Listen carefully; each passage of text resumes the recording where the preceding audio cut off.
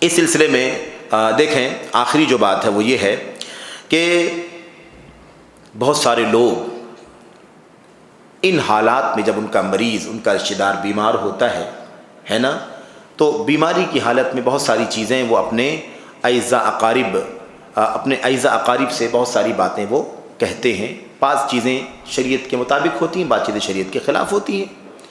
اس لیے ایسی صورت میں یہ بات ذہن رکھنا ضروری ہے کہ بدعتیں، منکرات، شریعت کے خلاف چیزیں، رسم و رواج، ان پر عمل نہیں کیا جائے گا، ان سب کو رد کر دیا جائے گا. اس کی ایک مثال یہاں پر ہے، وہ یہی ہے کہ کتنے ایسے لوگ ہیں کہ لوگ جو ہے اپنے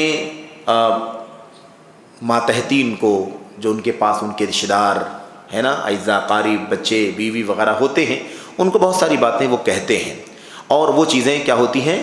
غلط ہوتی ہیں.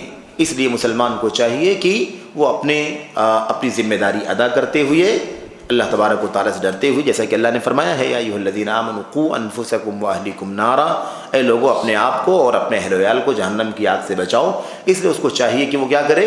پہلے ہی اپنے بچوں کو، اپنے ماتحتوں کو اس کی تاکید کر دے اور انہی چیزوں پر وہ عمل کریں گے جو دین و شریعت کے مطابق ہوگا.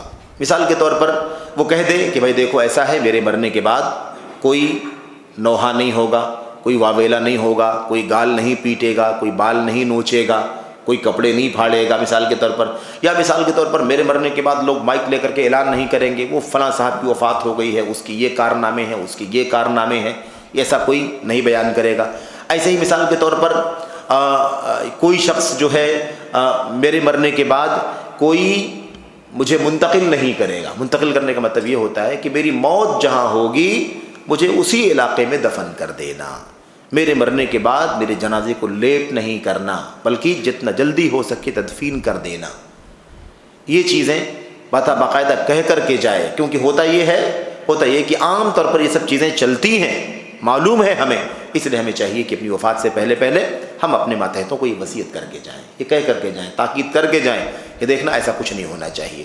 سنت کے مطابق میری تجہیز ہونا چاہیے، جلدی جنازہ ریڈی ہونا چاہیے، جلدی مجھے دفنا دینا، مجھے منتقل نہیں کرنا. اور اس سلسلے میں بجائے اس کے کہ لوگ اس طرح کی باتیں سمجھا کر کے جائیں، یہ سمجھا کر کے جاتے ہیں کہ مجھے وہاں دفن کرنا جہاں زیادہ سے زیادہ میرے رشتہ دار موجود ہوں، مجھے منتقل کرنا. اس لیے آپ دیکھا ہوگا لوگ سعودی عرب سے لاشیں منگواتے ہیں، کویت، قطر، دبئی سے لاشیں منگواتے ہیں. کیا حکم شریعت کا اس کے اندر؟ شریعت کا حکم یہ ہے کہ جائز نہیں ہے، درست نہیں ہے، یہ ایسا نہیں ہونا چاہیے. جہاں انسان کی وفات ہو وہاں اس کو دفنا دیا جائے. ہم ویسے بھی مرنے کے بعد سوائے دعائے مغفرت کے اور کیا کر سکتے ہیں؟ یہ چیز ہونی چاہیے. بہرحال تو اس طرح کی چیزیں جو ہونے والی ہوتی ہیں اور عام طور پر ہوتی ہیں، آدمی کو چاہیے کہ وہ کیا کریں؟ پہلے سے تاکید کر کے جائے. مثال کے طور پر صحابہ کرام کا بھی یہی طریقہ تھا. صحابہ کرام اپنی وفات سے پہلے اپنے ماتحتوں کو سمجھا کر کے جایا کرتے تھے. حضرت حذیفہ کے بارے میں علامہ البانی رحمۃ اللہ نے روایت نقل کی ہے، وہ کہتے ہیں وفات سے پہلے انہوں نے کیا کہا تھا؟ اذا انا مت فلا تؤذنوا بی احدا، جب میری موت ہو جائے تو کسی کو میرے بارے میں نہ بتانا. کسی کو میرے بارے میں نہ بتانا کیا مطلب؟ بہت دور دور تک میرے بارے میں اعلان نہیں کرنا. جو آس پاس کے لوگ ہوں گے قریب میں ان کو بتا دینا. کہتے ہیں فإنی اخاف ان یکون ناعیا، کیونکہ اگر تم بہت دور دور تک میری موت کی خبر پہنچاؤ گے تو مجھے ڈر ہے کہ وہ کہیں نعی نہ ہو جائے. نعی کسے کہتے ہیں؟ نعی کا دو معنی ہوتا ہے. ایک معنی ہے کسی آدمی کی وفات ہو جائے تو اس کی وفات کی خبر مسلمان بھائیوں کو پہنچا دینا، آس پاس کے لوگوں، سمجھ رہے ہیں، تاکہ لوگ جنازے میں شریک ہو جائیں، پتہ چل جائے کہ وفات ہو گئی ہے. دوسرا نعی کا معنی یہ تو جائز ہے، خبر دینا موت کی یہ جائز ہے، لیکن دوسرا جو معنی ہے نعی کا وہ ہے پروپیگنڈا کرنا، شور مچانا، بہت دور دور تک ڈھڈورا پیٹنا اور اس کی بھلائیاں اور اس کی اچھائیاں، اس کی زندگی وہ ایسا تھا، اس طرح کی چیزیں بہت زیادہ دور تک پھیلانے کی کوشش کرنا. تو کہتے ہیں کہ میری موت ہو تو زیادہ دور تک نہیں، وہیں مقامی جو لوگ ہوں گے ان کو اطلاع دے دینا کہ وہ جنازے میں شریک ہو جائیں، کیونکہ مجھے ڈر ہے کہ کہیں حرام قسم کے پروپیگنڈے میں داخل نہ ہو جائے، گناہ کا سبب نہ بن جائے. کیونکہ میں نے نبی کریم صلی اللہ علیہ وسلم سے سنا ہے کہ آپ نعی سے منع فرمایا کرتے تھے. نعی وہی حرام نعی. نعی کے معنی ہوتے ہیں کسی کے بارے میں بہت زیادہ مبالغہ آرائی کرنا اور اس کے بارے میں اس کی خوبیاں اس کے محاسن گنوانا، کہتے ہیں مجھے ڈر ہے کہ کہیں اس میں سے نہ ہو جائے، اس لیے ایسا نہیں ہونا چاہیے۔ بہرحال اسی لیے خاص طور پر جو بدعتیں، جو رواج، جو منکرات عام طور پر چلتے ہیں، ہماری ذمہ داری بنتی ہے کہ پہلے سے ہی اپنے گھر والوں کو اس بارے میں تاکید کر کے جائیں، کیونکہ ہم نہیں کر کے جائیں گے تو جو روایات، جو رواج چلتا ہے لوگ عمل کرتے ہیں، اور ہمیں جب اندازہ تھا، پتہ تھا کہ یہ سب ہوتا ہے، تو ہم کیوں نہ اپنے بال بچوں کو منع کر کے جائیں، کیوں نہ منکر سے دور کر کے جائیں، کیوں اپنی زندگی کا آخری کام جو ہے یعنی موت کے بعد کا یعنی تدفین، تجہیز، اس کے علاوہ دفن، جنازے کی نماز، غسل وغیرہ، یہ ساری چیزیں کیوں سنت کے مطابق نہ ہوں، کیوں اس کی خلاف ورزی کی جائے، اس لیے یہ چیز ہونی چاہیے۔ اور الحمدللہ یہ سلف کے دور میں تو ہوتا ہی تھا، تاکید کر کے جانا۔